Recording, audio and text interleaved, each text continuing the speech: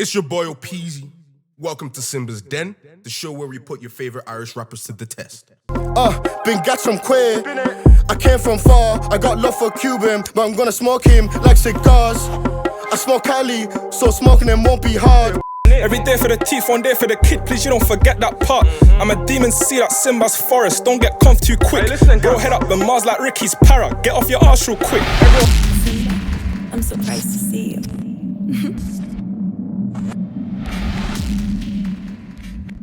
Now, let's get to know the rappers in the booth and find out from them how they found being in Simba's Den. Welcome to the jungle, home of Ireland's hottest recording studio.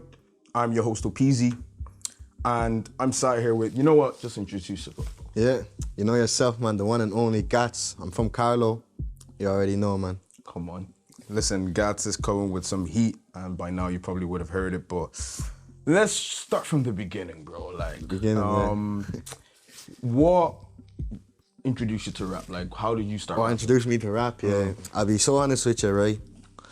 I was a musician before I was even in existence, bro. My father, obviously, he's the main root of music for me, like, you know what I mean? Obviously, him himself, he's into reggae himself. Okay. But just in school, bro, like going into first year, I was writing a lot of poetry. And, you know, rap stands for rhythm and poetry. So I just started adding beats to what I'm writing, you know, going onto YouTube, finding like old school beats though. Them times like 2012, 13, it was like, old school was How old were you have been? About 12, yeah, about 12, 13. So I kind of just took it to the next, you know what I mean? Just kept stuck with me. Now here we are today, like, you know what I mean? And when you first started, like, obviously you couldn't see the journey ahead, but can you describe to me the first moment, like you made your first song or your first 16 man. and then you showed your friends? How was that feeling? To be fair, to be quite honest, I'll go from my first like official track, which it's called Phase Me. Okay. Now at that time I thought I was the shit, bro. You know what I mean? You know when you first make your first song, I'm you're telling like, you, man, this is the best thing ever. I was proper. You listen back, Did you get me? I was proper like gassing myself, like I'm the next Drake, I'm this and that. And listening back to it now, it's like, fuck, the progress I've made throughout the last couple of years. I've really elevated. And back then, obviously, your friends are going to be your friends, you know what I'm saying? Obviously, a few friends are going to tell you what you need to hear. A few friends are going to tell you what you want to hear. Do you know what I mean? But back then, everyone was still supporting me and all. So obviously, that support then, it pushes you more to believe in yourself type thing, you get me? Yeah. But like I said, yeah, over the years, I've seen the progress and where it can take you. Do you know what I mean? Yeah, and part of the process has been able to, you know, take constructive criticism, like you said. Sometimes when you show your what you've created to the people, and sometimes it might not be received as you want it. But for you, how do you handle constructive criticism when it comes to your art? Like I'd be so honest with you. Like you know what I mean. I'm a top dog. Like don't tell me what to do. You know what I'm saying. But at the end of the day, you need to be able to drop your ego. You need to be able to drop your pride for the greater good. You know what I'm saying. Like me, at the start, for example, I was so used to being like totally independent in terms of like I'm the one that's gonna decide what to do, what's gonna be, how the video's gonna look, how, you know what I mean, how the song. Very hands-on. Very hands-on. Then I got a manager, and it's like I'm still, you know what I mean. Sometimes I'm still like fuck what's going on. I'm gonna do what I want to do, but sometimes that's not what's best for business. Do you know what I'm saying? Yeah. But that's what I'm saying. You need someone that can, you know what I mean, just tell you, call it spade for spade. You know what I mean, and just tell you how it is, tell you what it needs to be. Yeah. And that's what I'm saying. You need self-awareness to, you know what I mean, let what needs to happen. Do you know what I'm saying? Yeah. Because or else you'll just self-destruct. You know what I'm saying? So That's real.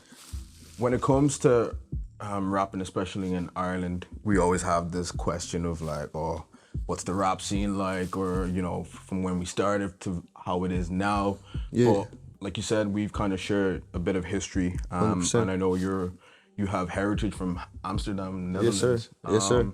How would you say that has influenced you in your rap journey so far, or your artist journey? Yeah, because I came into the scene like I had my first track ready to drop in 2018, but I dropped it early 2019 because I did it in like November 2018. I waited, you know, the 2 months, dropped it in 2019. And when I dropped the track, obviously I started going to like a lot of events and stuff. Because even me, I'm surprised how many people know me. Do you know what I mean? I'd be going here, oh, Gatz this, Gatz Would you that. say it's a bit of imposter syndrome, or you're just not used to people knowing your music yet? No, I know people know me, but I didn't know like people know my music like that. Like someone would come up to me and be like, oh man, I listen to you, but he or she would be the last person I'd expect to listen to me. Do you know what I mean? So I'm like, oh shit, maybe I am doing something right. And what does that do for you when you get It that? pushes me, man. It motivates me. It's like, even in your bad days, because like I said before, we're only human. You know, sometimes you want to quit, you want to throw in the towel. But it's little moments like this that, you know what I mean, keep you going, wake you up, like, you know what I mean? Puts that barrier on your back. Do you get me? Takes the weight off your shoulder. Outside of music, who would you say is your biggest influence? Outside of music, can it be like a family member or anything? Like, I just say my father straight out. I won't say no celebrity, nothing like that. My father has always been my biggest role model and never changed, like, you know what I mean? That's big. So, and even, so I'm saying, my father has experience in the music business, you know what I mean? He's been in a reggae band over a decade. He's travelled all over Holland doing reggae festivals, and you know what I mean? So he's tapped in. Yeah. So it's you know what I mean? It's, God don't make mistakes, man. It's in him, it's in me. Do you know And what I that's big because he's both your influence outside of music mean? and in music. And in music, you know what I mean? Me and him are like Floyd Senior and Junior. And that's big because these days you don't really see fellas having good relationships with their dads. So. Literally, like, look, I'll be honest, like, you know what I mean?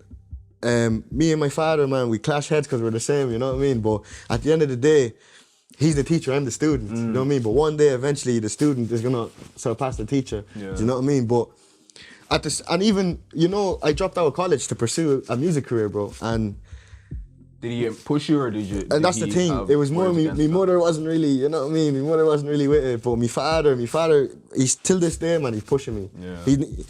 You know what I mean? Because at the end of the day, it's his dream as well. Yeah. It's our dream. I hear you. So it doesn't matter. Like if he had a, you know what I mean, made the pinnacle in his journey, I still would be doing the same thing. Do you know what I mean? But unfortunately, under some few circumstances, I have to, you know what I mean, take it to the next level now. But he walked so I could run. Do you know what I'm saying? So that's what it is, bro. Man. And you've obviously come to Simba's Den now. We had a conversation. You've watched the previous episode, but being in here, how did you feel? I'll be so real. Like I've recorded with Simba before, so you know when you know the engineer, when you know like what you're working with and who you're working with, it kind of takes the nervousness away and whatever. Now, I'm not gonna sit here and lie to you, you know what I mean? I was fucking nervous coming in here because I knew when Simba was contacting me, I knew like, because obviously Simba's worked with me, he knows what I bring to the table, so he knows, he wants to, you know what I mean? He's gonna put me on the spot. He wouldn't bring you here without a challenge, exactly. So I was nervous knowing that, oh shit, I have to step up today, I have to bring my A game, you know what I mean? So, but I was comfortable, like, you know, the environment, I don't wait for the environment. I go in and make the environment mine. Do you know what I mean? You seize the opportunity. I seize the opportunity, bro. You know what I do? I come in, I scope the area.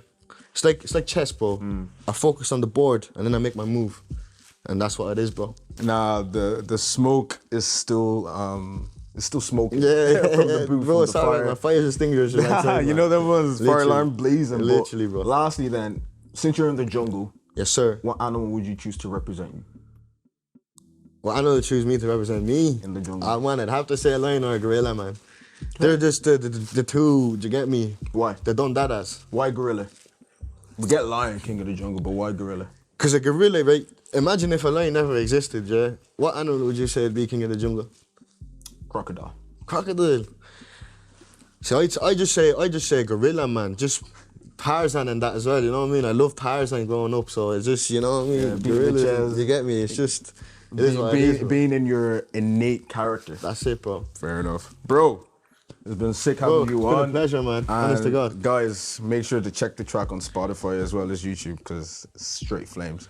But lastly, do you have any upcoming projects you want to tell the people? Yeah, man. At the moment, obviously, I'm working on music. I'm working on music 24/7, man. But right now, my collab tee with Ocean One is out. It's available on Ocean One's website. Go grab the tee, man. If you blink, you'll miss it. That's all I gotta say, man. Let's go, man. You know what, bro? Introduce yourself. Chuban, you already know I'm from Dundalk. All right. You know. It's pronounced Chuban, not Cuban for some of y'all. But Chuban 2.0, tell us, you've how long have you been rapping first of all? Rap since I was like 16. Okay, and what led you down that path? Like, what was the first earliest memory that you can draw of that? Like, yo, I think I want to take this seriously. I don't think there was like a specific occasion or event that led me to. You get me?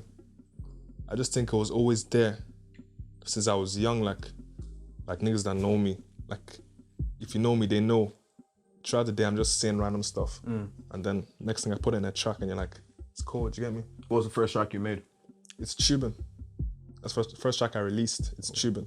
First track I made, I can't remember. Okay. Yeah. And can you remember how the boys received it? Like, oh, boys, come and hear this. Was it like, oh, that's cold, or was it like, Nah, there was a great reaction. That's why I even released it. Cause when I started off writing at the start, I wasn't feeling myself. But when I got to a certain point, I was like, yeah. Yeah. Okay. You say you're from Dundalk, yeah? Yeah. What inspires a kid from Dundalk to, like, I don't want to say chase this path, but to set his own path when it comes to music? I feel like since Dundalk is a very small place, like when you're looking outside, it gives you inspiration to bring stuff to your town. You get me? Stuff that's not there. So my thing was music, so I seen that and I was like, yeah, I can use this too. You get me? Yeah. Monetize it all. When it comes to music, who would you say your influences are? Like, who would you listen to that, like you said, gives you that drive? I feel like it's changed over the years. Like right now, I'd say Afrobeats, but before I would say old school rap. Do you get me? Like who? Like 50 Cent, Tupac, even Mary J. Blige, all those type of people. You get me? Okay, that's fair. But would you say the new school of like Young Boy, Roddy Rich, these guys, would you say they would have an influence on how you are? Like, basically, how do you stay authentic to yourself versus like what you want your music to portray? What you mean by that? So let's say, okay, you're Chuban, right? Does Chuban go to uni? Yeah. Does Chuban rap about uni? Nah. Cool. So how do you separate Chuban uni versus Chuban the rapper? Like what? Okay. How do you bring those two worlds together? I feel like as well as uni, as well as that life and my life outside college, there's a mixture. Like if you listen well, you can hear it. Do you get me? I feel like, I don't know, like. Okay, when you say, when you listen, you hear, what do you feel your music portrays? I feel like there's a lot of deep meaning in my music, you get me? I don't rap about like, I rap about stuff you can relate to. Maybe something that happened to you, a bar you can relate to at least. Do you get me? Yeah. Okay. And can you kind of share, I suppose, a significant moment from your life that had, how would I say, a profound meaning to your musical journey? Like, have you met anyone famous, or was there one session to like, you know what, yeah, I was made for this? Can you think back to any kind of significant moment that gave you that energy to go harder? I'd say the first track I dropped, like when I dropped my first track, yeah, the energy I got from the whole town, that was brazen to me. And being at that young age, seeing that, I was like, yeah, this is for me. Yeah. Do you get me? Getting that response from people. Now, you've obviously come into Simba's Den now. You know, you've seen how the process went. You've watched a few episodes, but being in here and seeing how it works, how did you find it? No, I feel like it was a vibe. Yeah, it was a nice vibe to showcase, like, you get me, what goes down in the stew.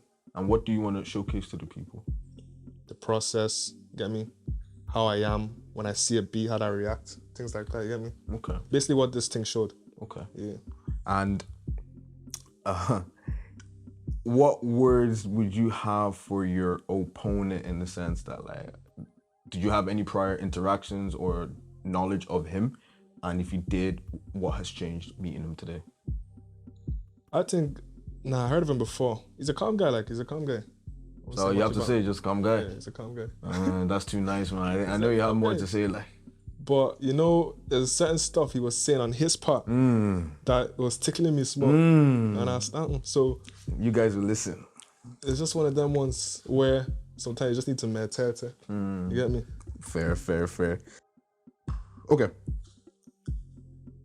can you share any goals you have in this rap game? Because we talk about this growing scene in Ireland. We try and compare it to other markets, but when it comes to Ireland and the Irish scene, where would you put yourself? As in what level? Level? Where would I put myself? I'll say anywhere. I'll say I'm pretty high up there. I'll say I'm very high up there. Okay. Just a bit more recognition and people So understand. you think you can play with the cellos, the Jafaris? Hondo. Yeah. I think I'm very up there. Okay, love that energy from you. Lastly then, you're obviously in the jungle. What animal would you choose to represent you in the jungle? Bear in mind, lion and gorilla has been taken. Yeah, I won't say those ones. Okay, thank you. You know harpy eagle? Who? A harpy eagle. Talk me I've heard through that that. before. I've heard an eagle, but not a harp. A harpy eagle, yeah. You see me, I know my animals, yeah. So a harpy eagle is one massive eagle like this, like it's huge, like size of a small man. Do you get me? For real? Yeah. So, and the way it hunts, you can't see it coming, even though it's so big, and it just Because grabs eagles you like that. fly from really high up you get me? altitudes, innit? So before you know, you're just grabbed, and I feel like that's how I portray my music. You get me? You're listening, you're like, oh shit, you're grabbed. Listen, that was probably the best animal answer we've had. You heard it here first. We had Gatz and Chuban. You're probably already heard the track, but you need to go listen to it again. But listen, Chuban, Hey, listen. thanks very much for coming, Simba's Den. And we out. Bow. Simba, I'm surprised to see you. And that's a wrap. Tell us in the comments who you think got eaten by the lions and who made it out on top. If you would like to be featured on an episode of Simba's Den, please drop us an email in the link below.